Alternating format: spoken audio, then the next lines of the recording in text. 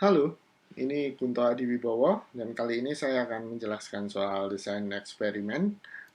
Dan kita mulai dari pretest post-test design. Pretest post-test design ini biasanya diawali dengan pretest, jadi partisipan diberikan pretest, lalu kemudian partisipan diacak apakah dia masuk ke kelompok eksperimen atau kelompok kontrol, lalu kemudian setelah itu diberikan stimuli dan diuji post-test. Diuji setelah mendapatkan stimuli dan hasil post-test itu dibandingkan. Nah, ini desain dari pretest post-test design. Pretest biasanya ditujukan untuk menguji apakah partisipan dari kedua kelompok ini ekuivalen atau sama. Karena dalam eksperimen semuanya harus ceteris paribus atau semuanya harus di hold konstan atau sama. Lalu kemudian pretest juga bisa digunakan untuk mengontrol perbedaan individu nanti ketika di dalam analisis kalau ternyata memang ada perbedaan di dalam kelompok ini. Tapi kemudian ada beberapa masalah di sini. Yang pertama adalah sensitization. Jadi pretest membuat orang lebih sensitif pada stimuli yang diberikan atau kemudian post-testnya.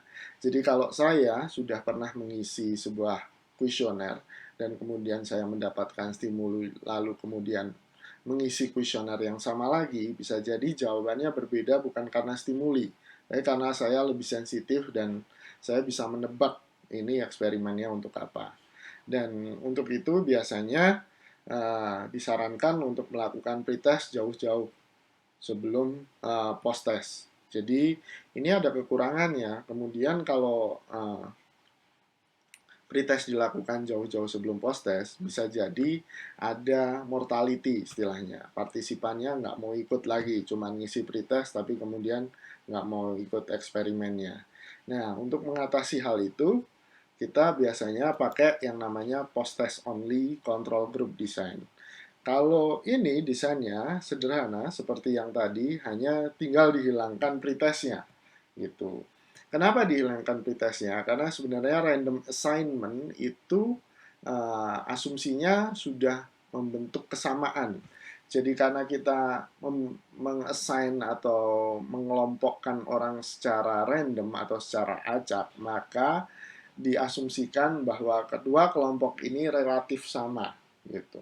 Sehingga kita tidak perlu lagi pretest gitu.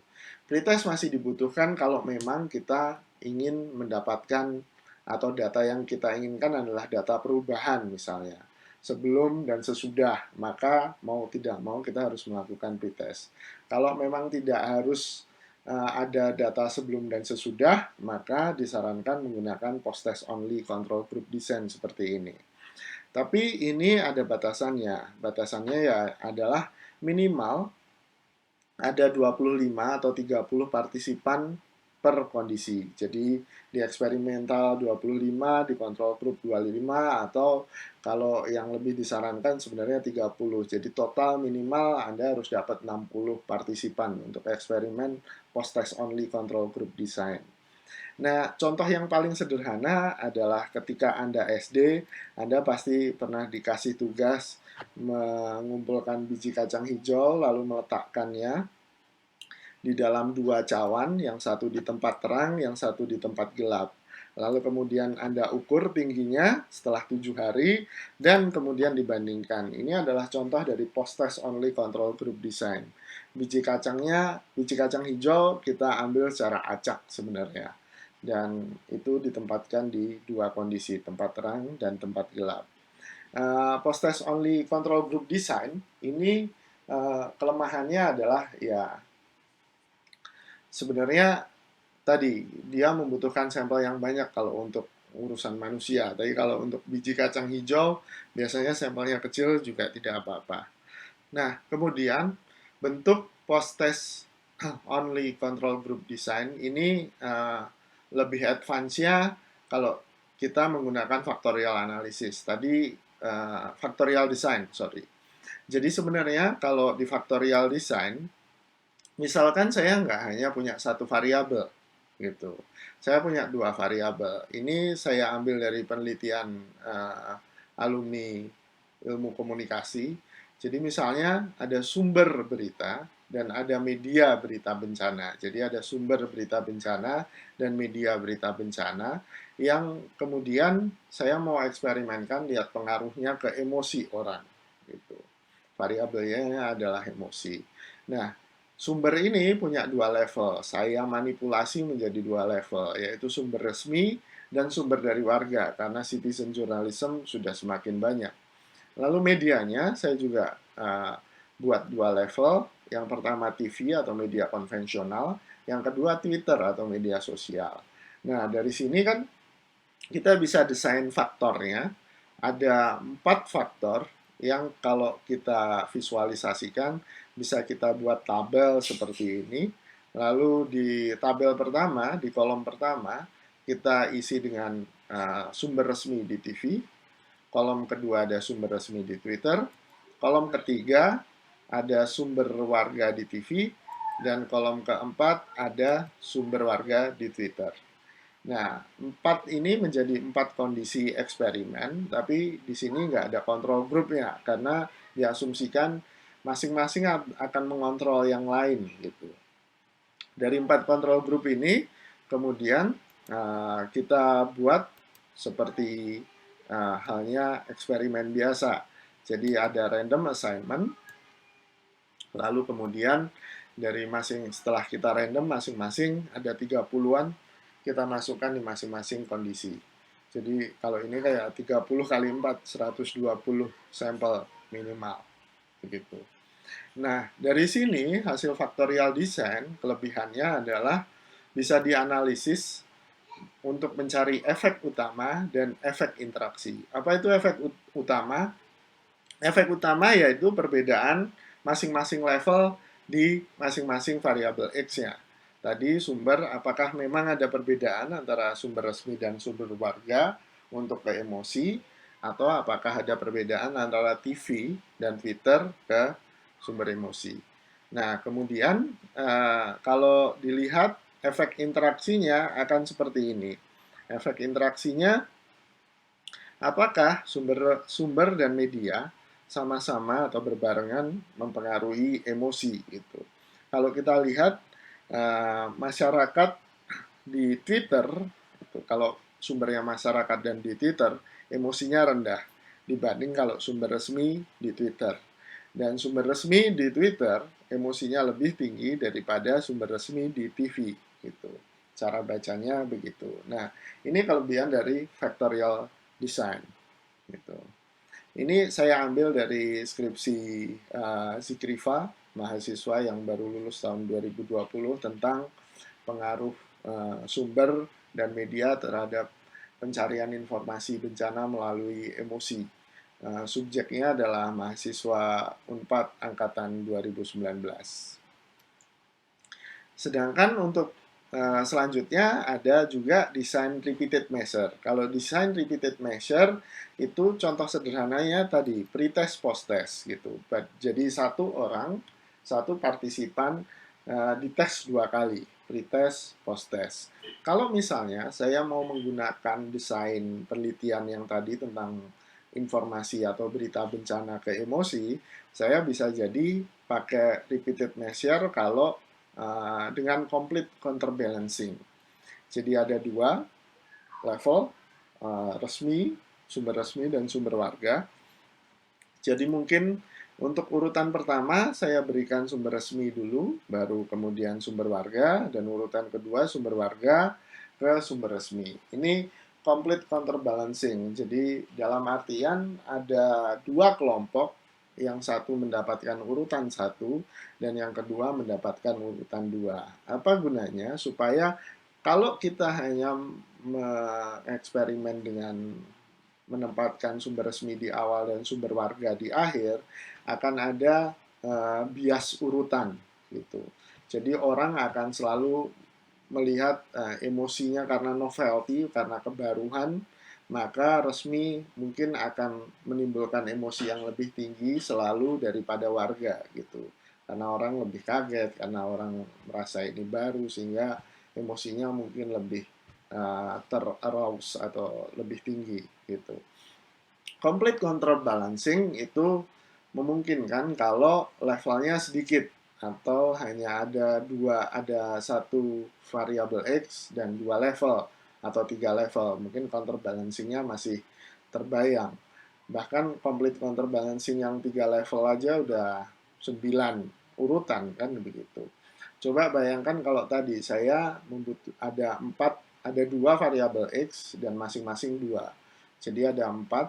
Kalau di counterbalancing kan bisa jadi ada 24 urutan yang harus saya bikin kalau itu complete counterbalancing. Karena 24 dan masing-masing kelompok harus ada 30, kebayang sampelnya akan sangat banyak. Dan untuk mengatasi itu, ada yang namanya partial counterbalancing. Partial counterbalancing itu atau disebut juga Latin design, biasanya tiap kondisi muncul sekali di kolom dan di baris. Dan syarat kedua, tiap kondisi hanya mengikuti dan diikuti sekali saja oleh yang lain. Jadi nggak boleh diikuti oleh kondisi lain yang sama. Gitu. Contohnya ini. Nah, tadi kan ada resmi TV, resmi Twitter, warga TV, dan warga Twitter. Ini 4 kondisi tadi. Kemudian itu jadi urutan 1. Saya bikin 4 urutan. Kenapa 4 urutan? Karena Latin Design sebenarnya bisa pakai 4 urutan saja. Saya tunjukkan. Resmi nggak boleh ada di kolom 1 untuk semua baris. Jadi saya buat seperti ini. Warga Twitter juga sama, nggak boleh ada di kolom terakhir.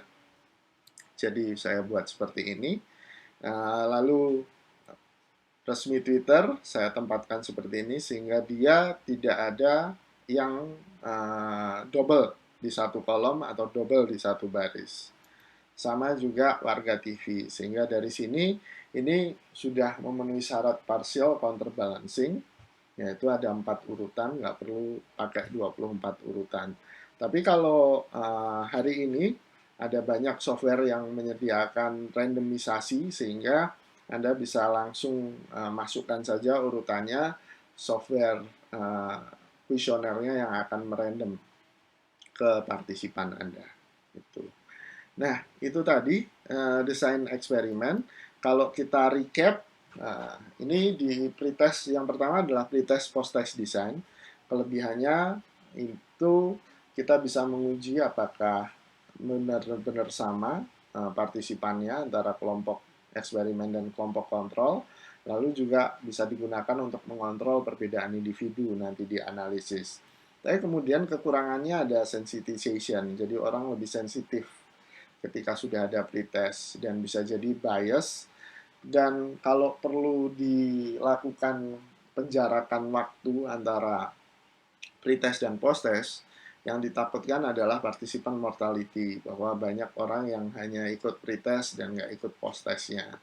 Sedangkan itu bisa ditutup dengan post-test only control group design. Kalau di sini kelebihannya nggak perlu pretest, jadi waktunya bisa lebih efisien, namun membutuhkan sampel yang lebih besar, yaitu 25 atau 30 partisipan per kondisinya.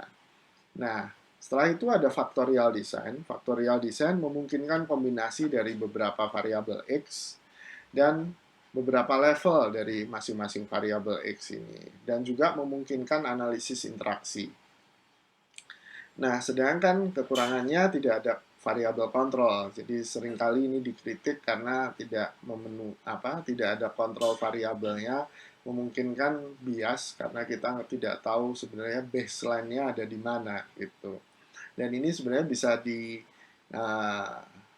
solusinya adalah membuat satu kondisi lagi di luar faktorial. Kalau tadi 2 kali 2 itu ada 2 variabel X dan masing-masing ada 2 level, maka 2 level kali 2 level sama dengan 4 kondisi. Nah, kita tambahkan satu kondisi lagi kontrol yang tidak dapat berita apapun gitu misalnya. Nah, atau beritanya bukan berita bencana misalnya. Itu bisa jadi melengkapi apa yang jadi kritik dari factorial design. Dan selanjutnya ada repeated measure. Kalau repeated measure, semua partisipan mendapatkan stimuli walaupun urutan stimulinya bisa jadi complete counterbalancing maupun partial counterbalancing. Nah, kalau ini kelebihannya, sampelnya mungkin bisa jadi lebih sedikit karena kalau post-test only masing-masing kondisi butuh 25 sampai 30 termasuk yang faktorial design. Kalau repeated measure misalnya ada cuman punya 100 ya 100 ya dikasih stimuli yang sama. Cuman kekurangannya adalah desain ini tidak bisa digunakan kalau efeknya kumulatif. Misalnya efek alkohol, gitu. Sekali minum alkohol, 2 kali minum alkohol, 3 kali minum alkohol, jelas efeknya berbeda dengan hanya sekali minum alkohol. Jadi itu tidak bisa dilakukan kalau efeknya kumulatif. Sedangkan ada lagi kekurangannya yaitu ancaman pada internal validity. Internal validity-nya terancam karena kita tahu tadi sensitization, ada kemudian orang lebih sensitif terhadap tes yang sama berulang-ulang gitu. Tapi ini biasanya diminimalisir dengan counterbalancing tadi. Demikian dari saya tentang eksperimental design dan jangan lupa untuk subscribe channel ini dan klik ikon loncengnya untuk Anda mendapatkan update terbaru dari saya. Terima kasih, sampai jumpa lagi.